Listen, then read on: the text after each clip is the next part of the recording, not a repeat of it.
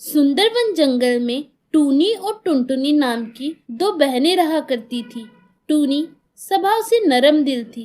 वह हमेशा दूसरों की मदद किया करती थी। वहीं टुनटुनी सुंदरवन की सबसे सुंदर चिड़िया थी और इस बात का उसे बेहद घमंड था।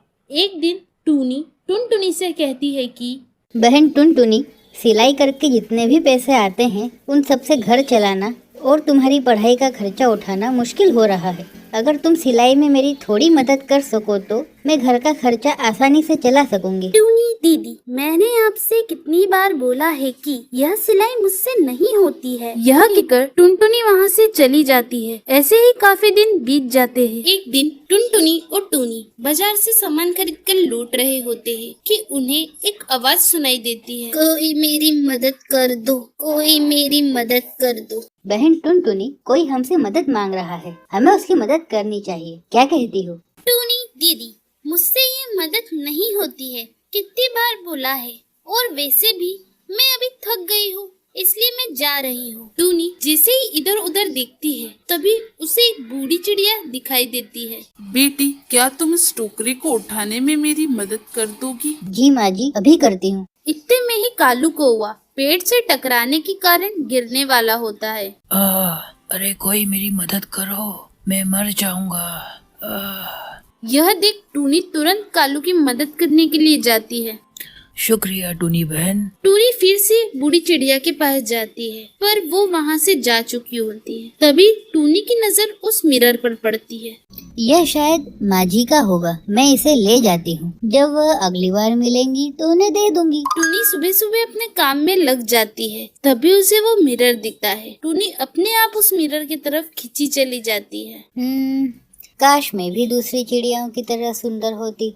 तुरंत टूनी को एक लिपस्टिक दिखती है। उसे लगता है कि वह लिपस्टिक टुनटुनी की होगी, इसलिए वो उसे उठाकर रख देती है। टुनटुनी, क्या यह लिपस्टिक तुम्हारी है? नहीं टूनी दीदी, मैं इसी लोकल ब्रांड की लिपस्टिक यूज नहीं करती। काश मैं भी दूसरी चिड़ियाओं की तरह सुंदर होती। टूनी को वैसी ही लिपस्टिक उसी जगह दिखाई देती है। टूनी उस लिपस्टिक को उठाती है और लगा लेती है। टूनी सुंदर हो जाती है। उसके पंख रंग बिरंगे हो जाते हैं। अब वो रोज ऐसा ही करती। वह उस जादुई मिरर से कुछ न कुछ मांगती और फिर उसे जाकर बाजार में बेच आती। जो पैसे मिलते उसमें से आधे पैसे वो लोगों की मदद करने में लगा देती। ऐसे ही काफी समय बीत गया। अब सुंदरवन की काफी चिड़ियाएं सुंदर हो चुकी थी, जिसके कारण टुनटुनी सुंदरवन की सबसे सुंदर चिड़िया नहीं रही थी। ऐसा भी क्या है उस टूनी दीदी की लिपस्टिक से सुंदरवन की सारी चिड़िया सुंदर होती जा रही है? पता तो लगाना ही पड़ेगा।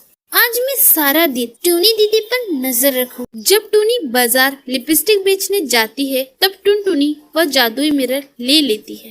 ये जादुई मिरर मुझे भी सुंदरवन की सबसे सुंदर चिड़िया बना दो। दीदी दीदी। अरे टुनटुनी, ये तेरे चेहरे पर क्या हुआ? टुनटुनी टूनी को सारी बात बताती है। ए जादुई मिरर, मेरी बहन को पहले जैसा बना दो। वह मिरर वहाँ से अपने आप गायब हो जाता है और उसकी जगह वहाँ वही बूढ़ी चिड़िया बैठी होती है जो टूनी को उस दिन मिली थी।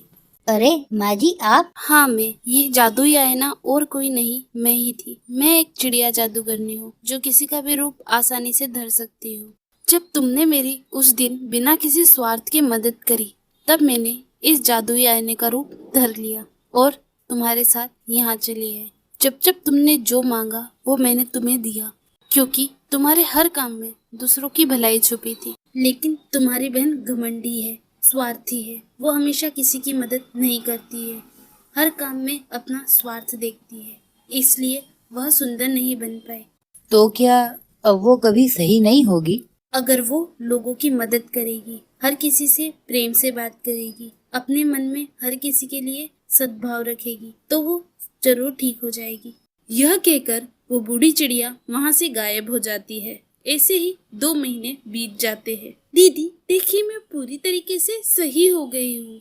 मैं समझ गई हूँ कि सुंदरता दिल में होनी चाहिए, ना कि चेहरे पे। फिर वो दोनों बहनें खुशी खुशी वहाँ रहने लगती है। दोस्तों, अगर आपको हमारी कहानी पसंद आई हो तो हमारे चैनल को सब्सक्राइब जरूर कीजिए, जिससे ऐसी अच्छी अच्छी कहानी हम आपके लिए लाते रहे।